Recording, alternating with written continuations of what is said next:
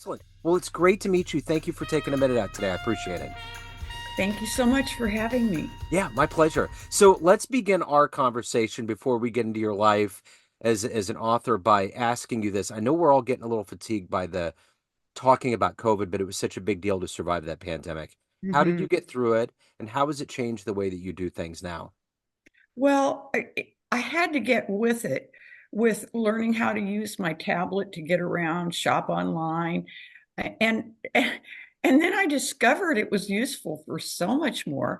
I was able to Google things, look them up, and find answers quickly rather than having to trek on down to a library or doing some kind of a research project. It's almost instantaneous. So it opened up all kinds of worlds to me. And I just decided some people played games during COVID and used the time in ways that were creative and meaningful to them. But for me, it was an absolute joyride, just learning more about YouTube and technology and the incredible new world that we're all becoming part of. I mean, there's no escaping it. The technology is rapidly advancing. And I'm just kind of grateful that I was forced to get into it a couple of years ago. And I'm functional. It's interesting because if it would have happened in like the 80s, it would have been a whole different thing. I mean, we would have been disconnected. I just don't know what we would have done. I mean, we would have found a way, but having all of this technology and the irony of being so technologically woven in together was that it made us want to be in person, I think, once the restrictions were eased back. Right. That's right. Yeah. So let's get to what you do on a daily basis, get to kind of the heart of what you do for a living. And I'm going to put you in front of a bunch of third graders. It's career day, and one of the kids is curious and says, "Hey, what do you do for a living?" How do you answer them? Well, I would just tell them that I'm continuing to do what I did for a career all over the world. And at this point in time, I'm somewhat retired, but I'm still very active in learning and creating and enjoying uh, what I enjoyed for decades previously in Australia, in Alaska, and San Diego. Mhm. So talk to me a little bit about what you wanted to be when you were in the third grade. What was your vision, your dream of what you were going to grow up and become? Well, I always was interested in art, but I was also I just seemed to find things came easily to me uh, in instruction, and so I was always a little bit advanced, you know. Yeah. And so um, when I graduated from high school, my friends were going into teaching. And at that point in time, things were just starting to change. But predominantly, women had a choice between becoming nurses or teachers. Yeah. And so I just did what my friends were doing, and I was happy with that choice. But unfortunately, there were many people that were in the same boat. They selected the same vocation, and there were not enough jobs for the number of graduates that were coming out of the colleges in San Diego. So my closest friends took jobs in Mission Viejo. I couldn't even get an application there or really anywhere, but I was able to apply for an overseas teaching position in Australia. So, much to my surprise and delight, I was selected and I went to Australia, to Melbourne, and became a teacher, a sixth grade teacher there at Blackburn East in Melbourne, which the school apparently no longer exists. I keep up with one of my students uh, from Blackie East, and she lives in Chicago now with her husband, who's a coach for the Chicago Bulls. So we get together about once a year when he comes to Las Vegas on business. And so, anyway, she told me that the school no longer exists, but she's active with Facebook pages and things like that. So she keeps me up to speed on what's going on in Australia. That's interesting. So, talk to me a little bit about being an author. What was the book for you when you were growing up that was huge, that either made you want to read more, it was a captivating story, or made you want to write? Okay, well, I guess it was the transition between elementary school and middle school. At the time, they called it junior high school. And I read a whole bunch of classics. My mom had a shelf of books with all the classics. And I also read Gone with the Wind. And I just, it just opened up a fabulous new world to me. And I was very enthusiastic about reading.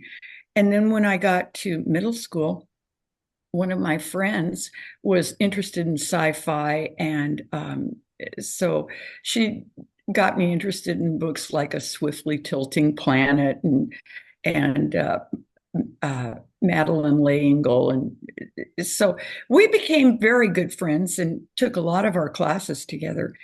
And then uh, when I went to Alaska, I had I I taught all the grades from first grade through sixth grade. I never taught kindergarten, but I I just always enjoyed reading children's literature and adult fiction.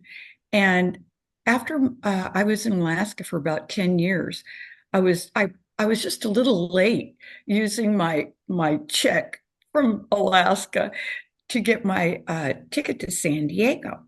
So I couldn't get to San Diego, and it was about the same amount to go to Australia. So I thought, well, why not? I'll go to Australia, I'll catch some sun and come back. I had, 10 days, I think.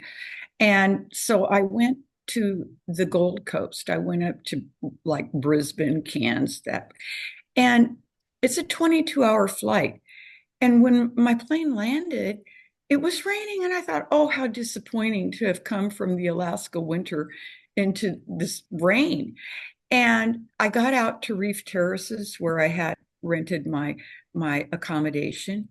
And the next day it was still raining, but I got a call from the desk and they said, well, if things get really bad, they said, we think you should go to the laundry room. I'm like, what? And then a couple of hours later, they called again.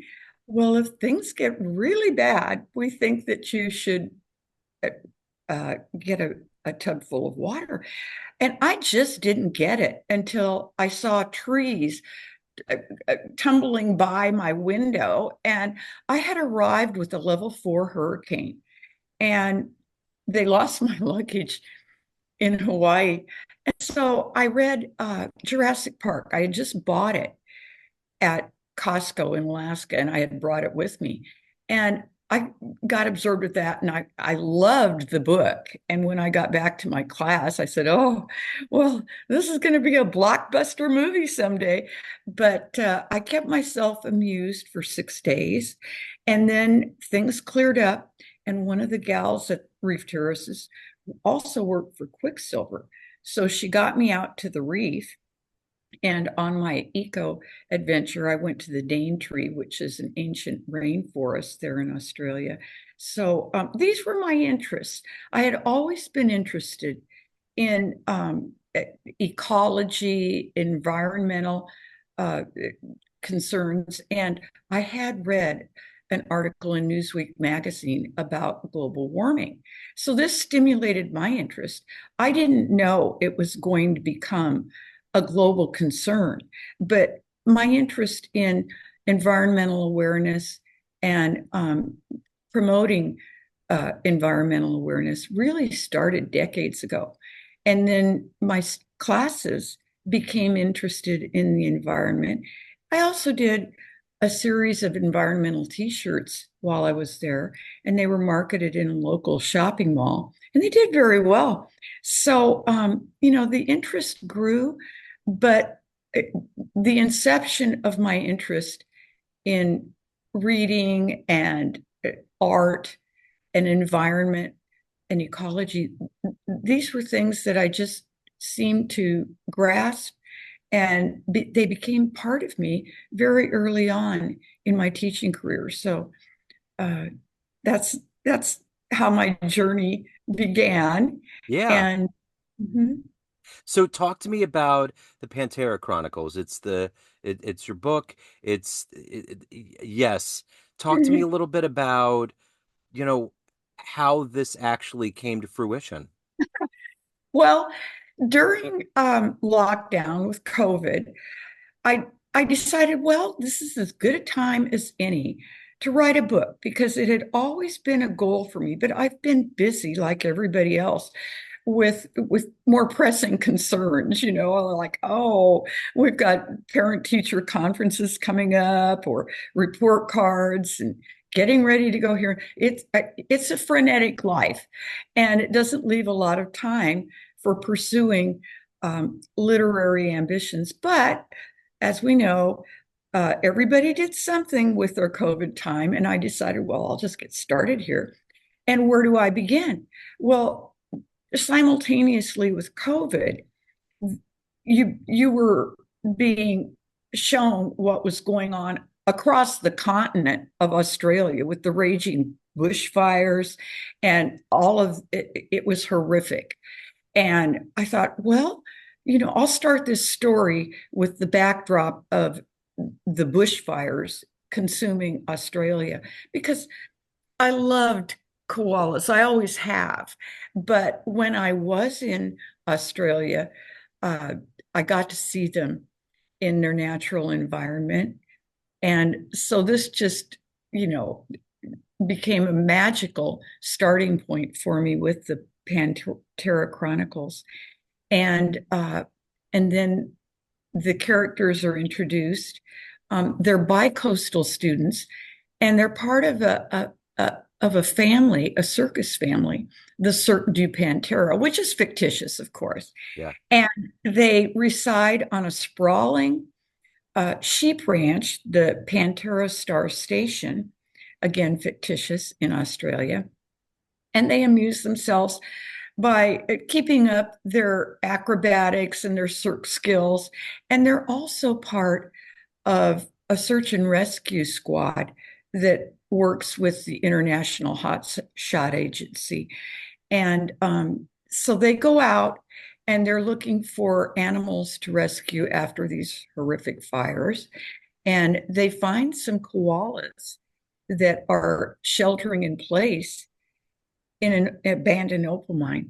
So they rescue the koalas, and a little while later, and they take them to a triage center for animals, and they get medical care, and they're transferred to a wildlife sanctuary where they're further evaluated.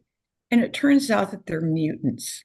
And there's more to this aspect of the story, but you'll have to read the book. Sure. And um, but in any event, they're free of this dreaded retrovirus, which I think started spreading rampantly in the 80s. This was after I was there.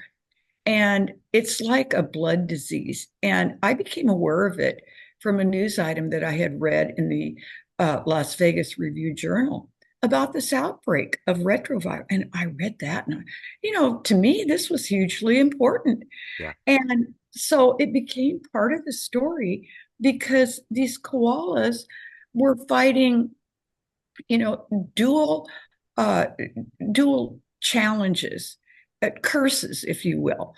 Their their habitat was being eradicated by the bushfires, and at the same time, they have this dreadful disease, and it's been decimating the koala populations all over the continent. So, they've been subjected to a double whammy, and I wanted to bring that out as kind of an ancillary thing in my book.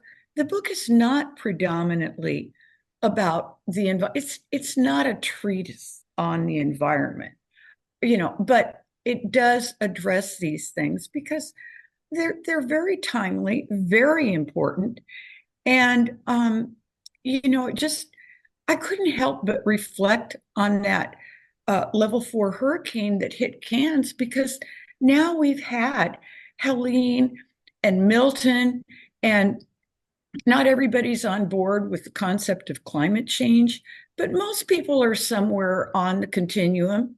Yeah. And I think it's my personal belief that it is going to intensify and get worse.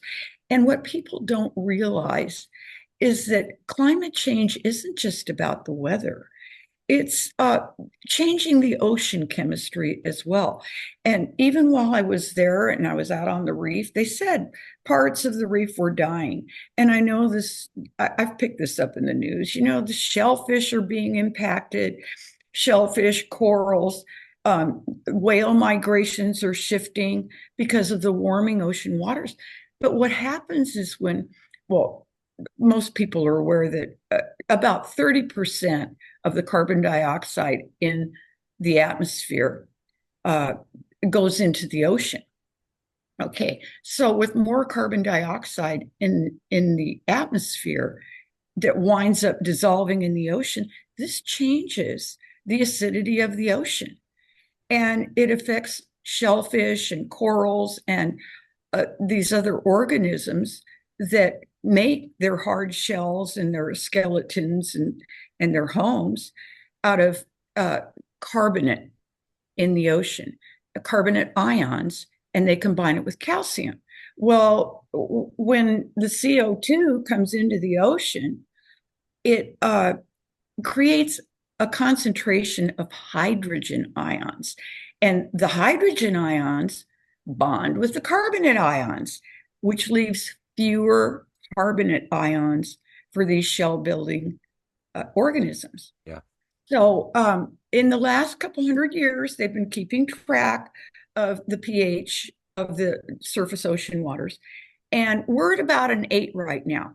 But 200 years ago, it was 8.1. Well, of pH units.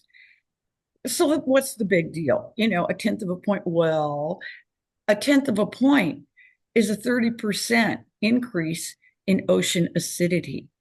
And so when they talk about ocean acidification, it's an important aspect of global warming because, okay, they did an experiment. This was a summer intern at the National Oceanic and Atmospheric Administration. So they did a projection for the year 2100 where they took projected pH level of the oceans, projected carbonate ions, and they put these little sea snails. They're called pteropods. They're like the size of a pea. But the whales just love them. So they put these pteropods in this primordial soup to see what happened. And after about 45 days, these little sea snails, their shells started dissolving. Well, the sea snails are at the bottom of the marine food web, but the whales love them. Yeah. So as it goes up the food chain, it's going to have a significant impact. So I'm just saying, it's an important concern about the environment that most people don't think about. Yeah. So, this is just my personal belief, but Yeah. Yeah, no, you've done a wonderful job explaining kind of the peril, and the oceans are very fundamental for us to get oxygen. There's so much of it that's very essential. So my question to you is this: if anyone out there feeling as though they want to do something that can be positive for the climate and even go out and get your book, what's the best way for people to do one or the other? oh, okay. Well, you can find the book on Amazon, and you can just Google it, and it'll take you to all kinds of booksellers, and you can order it online from just, myriad places. So, I'm sorry, what was the other aspect of the If question? anybody wants to get involved, if they're concerned Oh, about the climate, how can they get involved? yeah. Well, I just would be environmentally mindful and do whatever a person can to recycle. I personally have an electric car. I know that's not a perfect solution at this point in time, Yeah. but I just think things are going to continue to improve. And I think if we're all on board with taking care of our planet as best we can, I do see gifted students coming out and coming up with the solutions that are going to contribute to maintaining a healthy planet and a healthy environment for humans, for animals, for biodiversity, through all of the terrestrial ecosystems, the marine ecosystems, and the freshwater ecosystems, because you know it it's important for all of these ecosystems Yeah. to be cared for and preserved, and consideration given to environmental impact. Mhm. So to get to know you just a little bit better, I want to know of everything that you've done and accomplished as a teacher and as an author. What are you the proudest of? The book. I figured.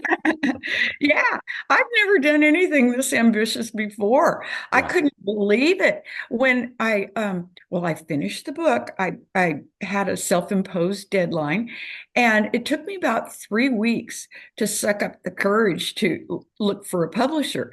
Well, I found out very quickly they don't receive unsolicited manuscripts much anymore. You almost have to have an agent. But there were a couple, and so I wasn't really that technically skilled at the point in time where I submitted my manuscript. But they did acknowledge that they received it, and they said it would be about 3 weeks before I heard anything back. Well, you know, they didn't just check it the minute they got it. So about 36 hours later, it was the middle of the night, and I couldn't sleep. So I thought, well, I'll just go through my email. And all of a sudden, there was an email from this publisher that I had sent it to, and so, oh God, my first rejection. So I clicked on it, peeked, and it wasn't a rejection. They said, we want to get this in front of a board of editors at Austin Macauley Publishers, and and then uh, and then we'll let you know. Yeah. And so about 4 months later, I got another email. Oh God, here it comes, my first rejection. So I had enjoyed the summer. I had forgotten about it because I didn't want to be all nervous and anxious about it. Yeah. So I clicked on it and they offered me a contract. I just couldn't believe it. So anyway, it's quite a process with Yep. the king and everything, but it was a gratifying journey, Yep. and I'm so happy and thrilled to have uh, achieved a lifelong dream. Yeah. It's- So at the end of the day, everyone has a perception of you. Everyone knows you either as an author, teacher, you got family, friends, everyone around you, but you run the show. What's your perception of you? Who do you think you are? well, I think I'm starting to feel more like myself. I feel like I'm more relaxed, more expressive. I have great friends here in Henderson, and including the principal that hired me in Alaska. It turned out she retired to Henderson as well. But I have these gal pals, if you will. And we call it our book club because we all love to read, and then we talk about the books, and then we go out to lunch or out to dinner, and we just have a fabulous time. We go to the shows, and we just enjoy life. And we're all enthusiastic readers, so they're very supportive and encouraging.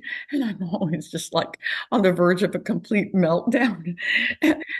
I'm ordinarily uh, with my friends, of course, I'm me, but a public interface, I'm almost paralyzed. Right. So they make me feel uh, relaxed, comfortable. they're very supportive and encouraging, and it really helps me a lot. So I'm Absolutely. extremely grateful to my friends that support me. Well, I'm encouraging everyone to go out and pick up the book. It's wonderful. I appreciate your story. It's so fascinating. Thank you for the work you're doing. Thank you for taking time out for the show today. I appreciate it. Thank you, Joe. It's been an absolute pleasure. I've enjoyed our session. I Yes. thank you so much. Yes.